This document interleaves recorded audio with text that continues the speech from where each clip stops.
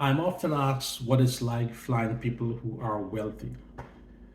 For the most part, the majority of wealthy people are really generous. They are really kind. They are friendly. They would acknowledge our presence there. They will say thank you. They will apologize if they are late, even though they don't have to. A very small minority, almost an insignificant amount of wealthy people are unfriendly. They don't acknowledge our presence. They don't say thank you. They don't apologize. They see us as the help and they go out of their way to remind us that we are the help. We are there to make sure their needs are met. Most rich people I have noticed when it comes to family, they seem to have a checklist, which is you get married, have the kids, hire one or two nannies to take care of the kids.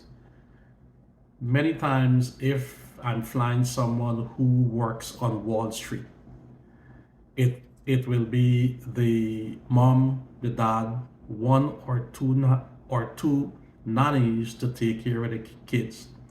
And during the flight, the mom and dad will be working, or mom or dad will be working, and one of them will be playing with the kids, or the nanny is left to take care of the kids by themselves. The parents pay no attention to the kids at all.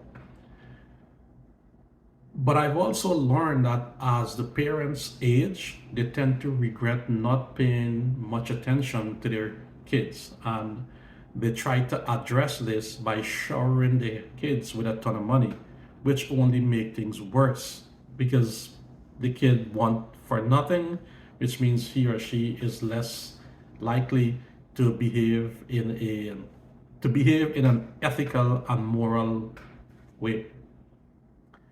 When it comes to catering, if there's a flight attendant on board, he or she will get the client's food preferences from the broker. The broker is the person who arranged the trip. The flight attendant will then go out and gather all the food necessary to meet the catering needs. If there is no flight attendant, then the broker or the client's assistant is responsible for bringing the catering to the plane or for at least ordering it. In which case, it is the pilot's responsibility to make sure that that the food makes it to the plane. And normally it's delivered to the FBO, and the pilots go in there, ask for it, and we take it to the plane. Catering on a private jet is expensive. A peanut butter and jelly sandwich, for example, could cost as much as $25. A fruit tray could range between $75 and $300. A steak could be as much as $500. And the catering range from KFC, Chick-fil-A, Domino Pizza, to Roots Steak House, to some expensive vegan meal. Sometimes we have thousands upon thousands of dollars on board just in catering. And the funny thing is, the client don't touch none of it. Probably about 98% of the time, the client don't touch the catering at all. What we do as pilots is take some of it for ourselves to our room, or we give all of it or some of it to the line personnel. When it comes to clients keeping the plane clean, they are responsible to uphold the cleanliness of the plane the way we give it to them. If they smear something in the cabin, if they spill something in the cabin, we charge them a cleaning fee to get that taken care of. The worst flight I've done is flying from Florida to, I think it was Henderson in Las Vegas. By the time we got to Henderson, the client had made such a mess of the plane. The cleaners that came out to clean it had to use hazmat suits because they left empty beer cans throughout the plane. They threw up in the plane and they spilled stuff all over the cabin. We charge them to have the plane clean. In cases where client makes such a mess of the plane that we have to cancel an upcoming scheduled flight, we would not only charge them for the cleaning of the plane, but also charge them for the flight we had to cancel. This is done to incentivize the clients not to make a mess of the cabin, and most of them don't.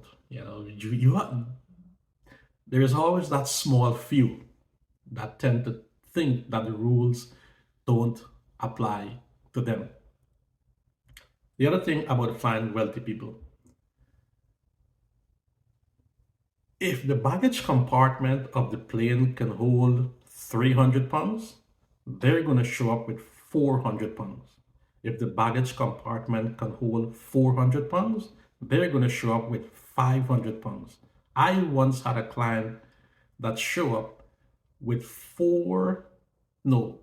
three Cadillac Escalade, those big ones that can hold about 1,000 people, and two of those were luggage. I got to the point where I told them, hey, we have taken all that we can take. You guys need to FedEx the rest.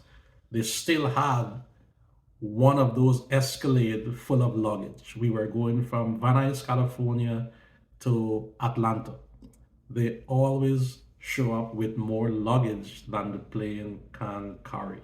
It's amazing that they do this over and over. Doesn't matter how much they fly, doesn't matter how much you tell them, the plane can't take all this luggage. How would I rate my overall experience flying wealthy people? I am satisfied. I am not disappointed in them at all. And contrary to what most people may think, they're not flying privately because they don't want to interact with the rest of the public. They're doing so for their personal and their family safety and security. That's the number one reason. The second reason is they don't want to deal with the hassle of TSA. Because they are flying privately, there is a separate building located at every major airport in the US that caters specifically for wealthy clients, those who would rather fly privately. And there is nothing wrong with that. If most of us can afford to fly privately, I guarantee you most of us will fly privately because it is awesome. Some clients show up to the plane with an entourage. They have 6 or 7 people with them. Some clients, I had one client who showed up with a duffel bag and a sneakers and a 1989 Bronco. It was all beat up, hop on the plane, and we left. And this is a very, very famous football player. So it runs the length, it runs the gamut as to what flying a rich person is. But overall, I enjoy it, and I think it's really cool. All right, guys, that's it for this video. This is a pilot perspective. I'm Philip, and I fly wealthy people as a career. If you guys have any questions, suggestions, or anything you would like me to cover, leave it in the comment section below. I hope you guys like this video, share this video, and subscribe to this channel for more exciting content. Until next time, be good and fly safe, my friends.